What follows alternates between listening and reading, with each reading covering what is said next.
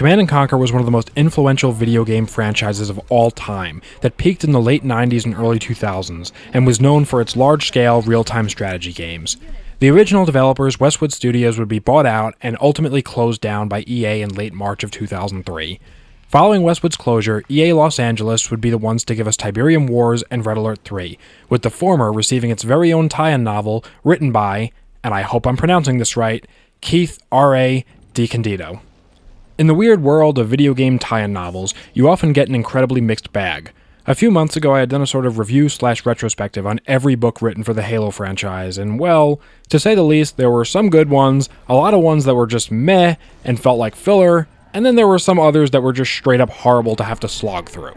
Seeing the one and only Command & Conquer novel on my shelf, I was a bit skeptical to pick it up again, as I had read it once many years ago when I was still in middle school, which was a time before smartphones were really a thing, so my first thought was, oh dear, this future sci-fi novel is going to be incredibly dated and aged horribly.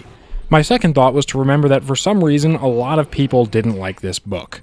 I've heard countless complaints about lore inaccuracies, contradictions, and some people acting out of character, so I went into it expecting a mediocre, forced sci-fi tie-in. What I came out with, though, was something entirely different. While the novel definitely does have some contradictions with the lore established in the games, there's nothing that really stands out too much, and a lot of what is contradicted here is only found in the game's intelligence data, which is this sort of obscure thing you could only collect in the campaign if you completed certain objectives a very specific way. So suffice to say, most fans won't even notice the differences, and if I had to guess, I would say the author either wasn't aware of the data himself, or perhaps didn't even have access to it as the book was being written as the game was in development. I can't really fault him there, as I didn't notice any of the differences without going on the CNC wiki and reading about it. Then there's also the fact that none of the contradictions that are in the novel are particularly meaningful or world-changing, and I mean this in a good way. It's not like a certain other series. Anyways, I really don't see why so many people complain about this book. I read through it and I personally think it's fantastic. While it's not a perfect read, I still would recommend it to not only anyone who likes Command & Conquer, but anyone who likes military sci-fi.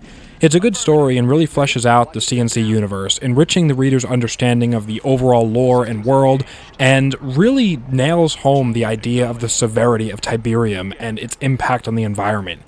In the games, Tiberium was always just this green and blue stuff that we collected. Sure, your infantry could die if they stand in it for too long, but the novel really drives home the idea that this stuff is not something you want to come into contact with at all.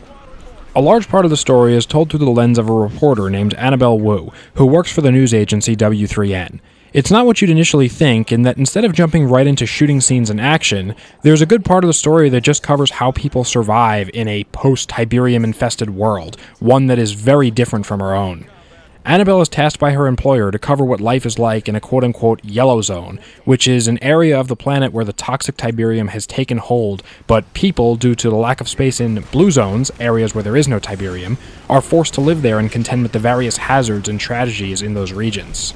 To both the reader and the protagonist, the daily realities of life inside a Yellow are both horrifying and brutal, as we get to see just how dangerous Tiberium and its effects are, with ion storms, toxic clouds of radiation, and infection caused by direct contact killing people daily. There's even a scene where a homeless man's stomach explodes after he ate some food from a trash can that was contaminated with tiny fragments of Tiberium. Suffering is all around, and suddenly the universe of Command & Conquer isn't just about shooting the bad guys anymore, as fun as that may be. There are very real, tangible threats that affect everyday people, and the author really drives that theme home fantastically, and that to me is peak science fiction. It's not about space magic, it's not about just shooting things and blowing things up and big pretty explosions. It's grounded and it feels like something that could actually happen. In this novel, you'll find no plot armor or "it happened because the writer says so" nonsense that we see a lot from media today. Characters die, regularly, just like in the games. While I do feel the need to emphasize the civilian side of the story, don't worry. If you came for the high-powered action, then you won't be disappointed either, as there's also a good chunk of the book that follows around a character named Ricardo Vega, a new guy who over the course of the book rises quickly through the ranks. Now, his character isn't the best written, and he is kind of a cookie-cutter soldier type, and the same applies to his squad mates, with many of his fellow soldiers often being only mentioned once or twice, and most aren't given much character development at all. There is one character who's a member of the GDI infantry, despite the fact that his whole family joined the Brotherhood of Nod, and honestly an entire separate book could have been written about his story, and I wish there was one, but sadly he doesn't make it to the end of the story, but I think that's kind of the point. In a lot of sci-fi stories that are written today, I think that they try to focus far too much on individuals, and Tiberium Wars is different. It's not about the individual characters, it's not really even about GDI and Nod's conflict with one another. That's left more to the games. The book is more about Tiberium itself and how it's changed things, with a good amount of action sprinkled in. When I think of classic sci-fi literature that I enjoyed, such as Roadside Picnic or Starship Troopers, I don't think of the characters from those stories, because at the end of the day, they're not what's important. What I think of is that the worlds the writers have created, the good, the bad, and the ugly parts of a hypothetical future, and the proposed solutions and lifestyle changes that have to be undertaken to live in such a changed world. That is what I read sci-fi for. While I can definitely acknowledge the flaws of not having enough character development, I think the fact that the universe is so strong in this book here really makes up for it. And I think at the end of the day, it just depends on what you're looking for. Another thing I really liked is that throughout the story, it doesn't just rehash the events of the game.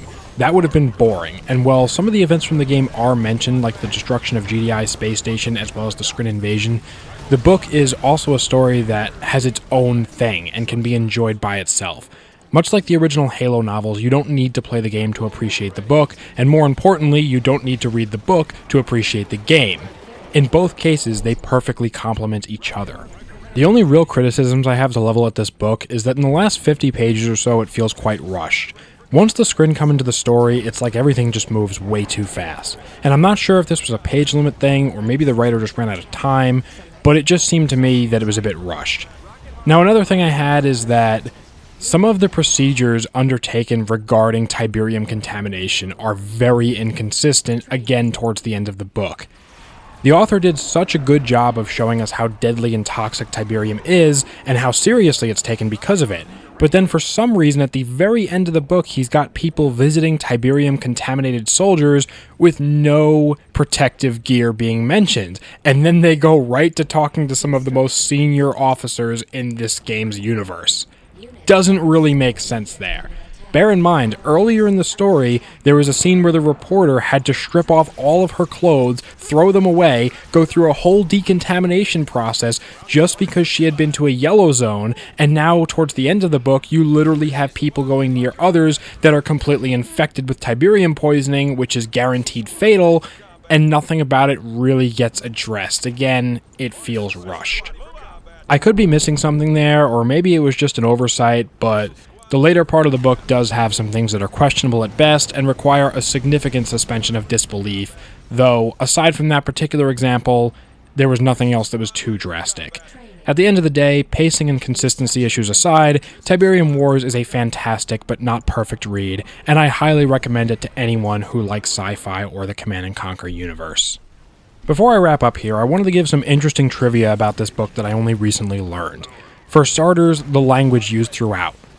In the book, there are peppered words that I won't say because YouTube, but the thing about these words is at first, they appeared to be intentionally misspelled versions of common profanities. For the longest time, I thought this was done in an effort to make the novel stay in line with the game's T rating, but I recently learned that this is not the case. I actually emailed Keith DiCandido, and he explained to me that these words are actually in fact real profanity, but they're just in other languages, and he intentionally incorporated this into the novel due to the fact that GDI is a globally unified military force, and with that, logically figured that the different nationalities involved in the military would start to pick up on each other's language. He wanted to include them in there so it wouldn't be too overdone, but would also feel a bit more realistic and immersive.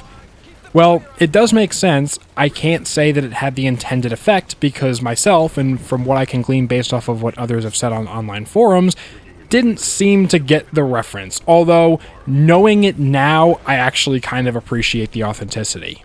Another interesting tidbit of information has to be the fact that there was actually supposed to be a sequel to this book, in a sense. The two main protagonists, Wu and Vega, were both supposed to appear in the cancelled FPS game simply titled Tiberium, and that would have been interesting to say the least. As to if there was going to be any more books, that I don't know, but I would have loved to see that be a thing. Sadly, the current state of the franchise doesn't leave me with much hope that these characters or their stories or really the Tiberium universe as a whole will ever be picked up again in any significant fashion. But with that, I just want to say thank you for watching if you've made it this far. Thank you to Keith for writing a pretty cool book, and I really enjoyed it both times I've read it. Leave a like on this video if you enjoyed, check out the book, and as always, thank you so much for watching. Have a great day, and stay safe. Goodbye, guys.